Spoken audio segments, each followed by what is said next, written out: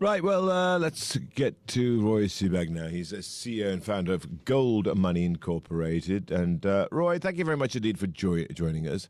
I was out with a friend of mine the other day who owns a brokerage here in Hong Kong, and despite all the controversy surrounding Donald Trump, he said, hey, it looks like the good old days are back with lots of volatility and lots of opportunity to make money. What was your view?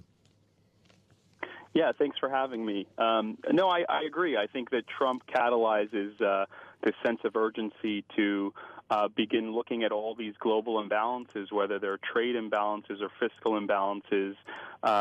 Governments can no longer look to their buddies at the central bank to essentially stimulate and smoothen whatever is going wrong in the economy. Economic weakness is ultimately what caused, I think, this kind of ascension of Trump, and I think that we're going to see a trend towards more decentralization, which will lead to the requirement to deal with the problems fiscally and the trade issues as well. Unfortunately, for the last many years, I mean, we have had a bounce in gold here recently, but unfortunately, over the past many years, going back 4 or 5 years, people have shunned gold a little bit because of no yield. You think that that's a price that they're willing to pay now? In U.S. dollar terms, gold is down about 28% peak to trough. So if you had bought it at the ultimate peak, you'd be down about 28%. But in almost every other currency, gold is either at an all-time high or within 5 to 10% of an all-time high. In terms of yield, currency doesn't have yield either unless you take risk and invest it into something like a bank deposit or a bond or an equity. But we now have this phenomenon known as negative interest rates. Nominally. So actually, there are a lot of currencies out there that if you own them, they self-delete to the tune of 20 basis points a year or 0.5% a year. So, in my view, the bull market in gold in all the other currencies is indicative of a coming kind of U.S. dollar return of the bull.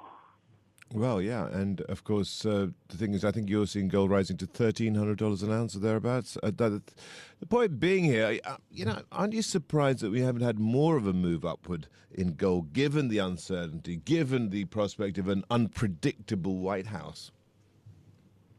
The issue is, again, you have to look at gold through the lens of a trade-weighted dollar index, or look at gold priced in euros or pounds or yen or Indian rupee.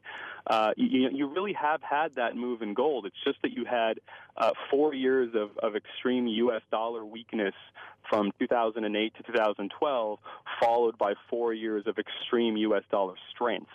So that is really how this works. It's these currencies revaluing against each other, and you don't really know what they're worth. You just know what they are worth in another currency.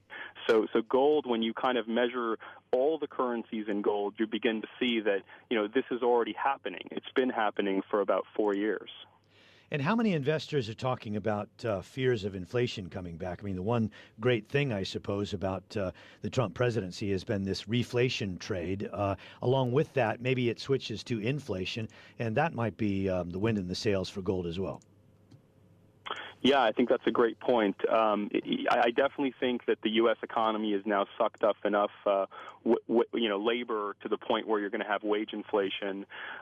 You're seeing core inflation. The recent move back in oil hasn't yet been computed into the inflation figures as well.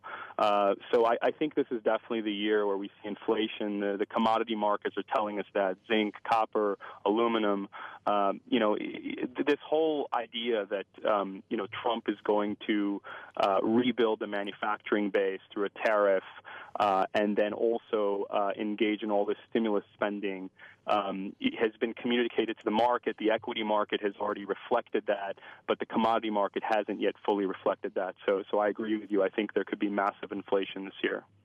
Roy, where does all this leave silver? I mean, this is the precious metal, which, of course, is always jammed tomorrow, isn't it? And doesn't quite deliver. It has done lately, but I mean, in the last 15, 20 years that I've been looking at it, it hasn't done so on a regular basis. What's your view here? Yeah, well, silver is sort of the poor man's gold. It's gold on steroids. So when gold tends to move up, silver usually moves up a lot more. But then when gold reverts to the mean, then silver usually declines more. And that really goes back to the physics. Silver is just a more abundant element in the earth. It's about 30 to 60 times more abundant. But the problem with silver, unlike gold, is that it's an industrial metal. So when we experience periods of economic expansion, silver is demanded by the economy. It's required. It's the most reflective of metals in solar panels and mirrors and various products and utilities. Gold is, its central attribute is to be money. It's a commodity money. So its demand doesn't increase or decrease with an economic expansion. And that's why you get those really pronounced moves in silver. So people that are speculating on silver, Right. generally, notice that. Roy, thank you very much indeed for that. Roy Sebag there, CEO and founder of Goldmoney Inc, talking about silver as we are, 2 minutes away, just over 2 minutes away from the start of the Japanese session. This is Bloomberg.